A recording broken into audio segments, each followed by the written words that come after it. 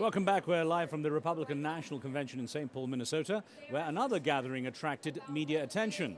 Republican Congressman Ron Paul, considered something of an outsider by the mainstream of the party, held a parallel convention which drew a crowd estimated between 10 and 15,000 people. When I met with him today, I started off by asking him about that event. We started a little bit of a rally on Sunday. We had training sessions, and then on Monday we had more of that. But yesterday we had a big rally starting at noontime and went to about 10 o'clock at night. We had many speakers, and we talked about the Constitution and limited government, the direction of the country, and where we think the Republicans have come up short.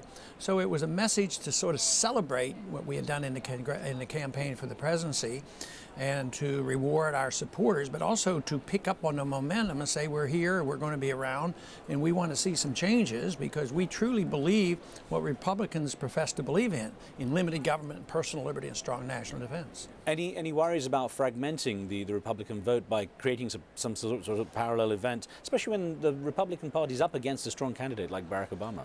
I don't think fragmented means anything. It means that we're appealing to some people that haven't been in the party. I mean, most of our people are less than 25 years of age. They're college kids and high school kids, and they're very excited about this message. So I would say it's a good time for the Republicans to look at why we're getting attention, and maybe they could build their party because actually the party is getting smaller. Well, Congressman, we had an email that came in from Chicago from a viewer, and if I could put this to you, it says, it's from Mehmet in Chicago. It says, what do you think Republicans must do to improve America's image around the world? Do you even think a Republican can do it? They're going to be tough because they have a bad reputation, and this administration, I don't think, did a very good job. But I don't expect the Democrats to do much better. I mean, George Bush ran on a program in the year 2000 saying that we had a bad reputation, didn't like the idea of nation building and policing the world, and criticized Clinton for his mischief. So one party over the other, they don't seem to be much better. But we do need to improve our image, and of course that's what we address. And foreign policy is of top priority as far as we're concerned.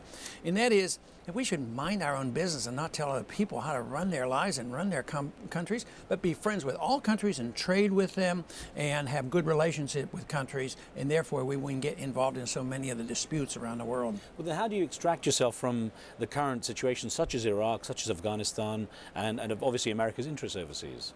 See, the last sentence is what I would challenge American interests. I think our interests are best served by not being there. I think we do ourselves a disservice by having troops in Iraq and Afghanistan because it doesn't really protect oil. Oil prices go up when we're over there, and it raises question. Then we antagonize the radicals over there and say, hey, why did somebody invade our country and put troops on our holy land? And that precipitates hatred toward us. So I would say it's in our best interest and in the flow of oil for us to just be out of there, but to work with them and talk with them, be customers and trade and all of these things, but not to think that we own them. And I think that's where the antagonism comes. And then also even the Europeans who are less aggressive at this moment become annoyed with us, and they don't say, Ray, let's go into Iran, and they didn't love Iraq, and these sort of things. So it undermines our allegiance of our allies. At the same time, we make more enemies in the Arab world, and I think that's very detrimental to us. Another email we had, sir, this came in from Texas here in the US. Okay. And this one actually says, Ron Paul supports withdrawing from the UN. Given our current standing in the world, how does he think that would affect us? Now, of course, the UN also, a lot of people believe the UN is controlled by the US too, so would it make a difference? I mean, basically it is. We pay the most money, and you know, the UN is an excuse for our foreign policy. We're supposed to never go to war unless we have a declaration of war, and Congress wouldn't do it. But it did say in the resolution of transferring the power to the president to make the decision, it said, we give you the power to do whatever you want, start the war if you need be, to enforce UN resolutions. So we were hiding behind the skirts of the United Nations. Just think, one of the first acts of the United Nations was to get us involved in Korea, and we're still in Korea. So I don't.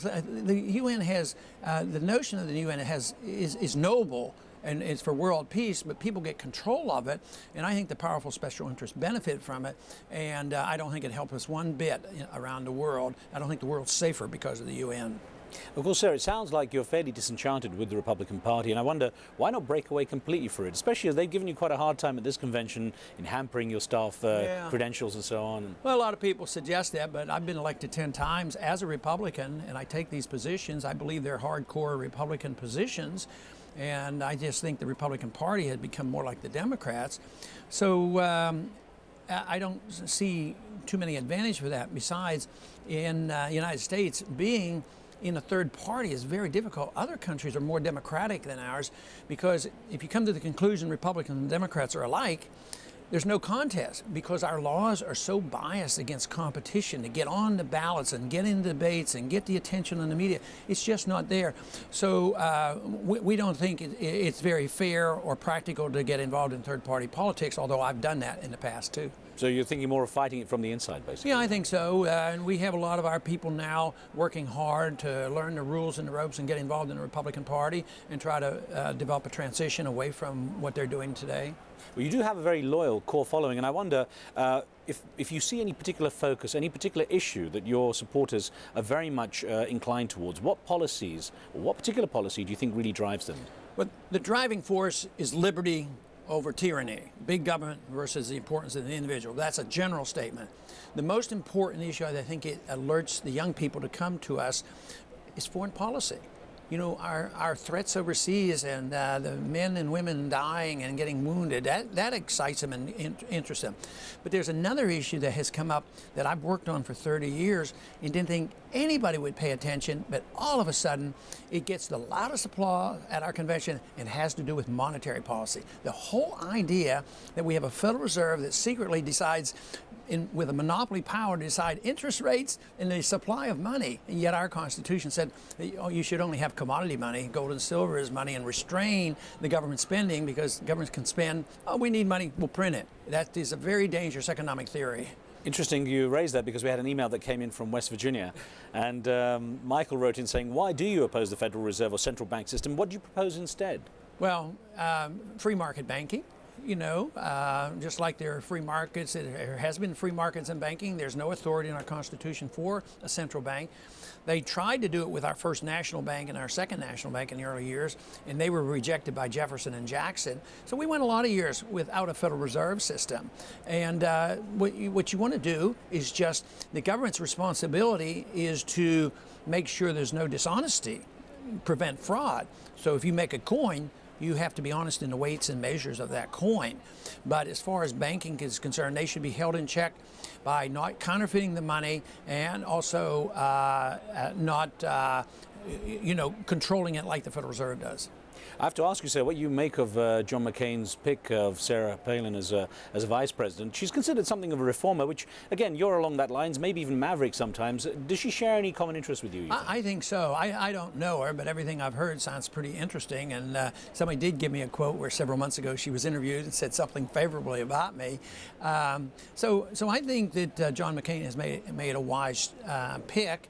I just hope that she will have influence, but I don't know whether she would be sympathetic with what we just talked about on foreign policy, you know, sort of come back a little bit rather than sending out more troops and spending more money overseas. Some fiscal conservatives are good when it comes to welfare at home, but not so good when it's welfare abroad and say, we have this obligation to police the world. I don't know where she is on that.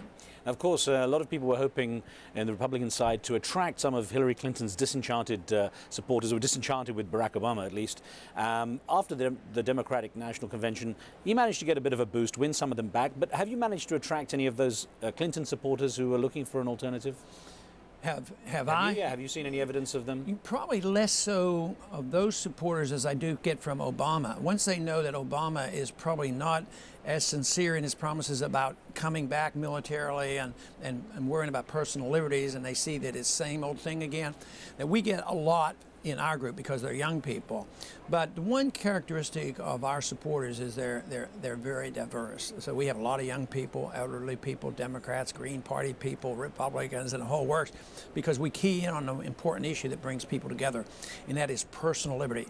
Mind your own business overseas and mind your own business at home. Let people have their own life, their own lifestyles, their own religion. At the same time, we want them to make as much money as they can and keep it and spend it the way they want.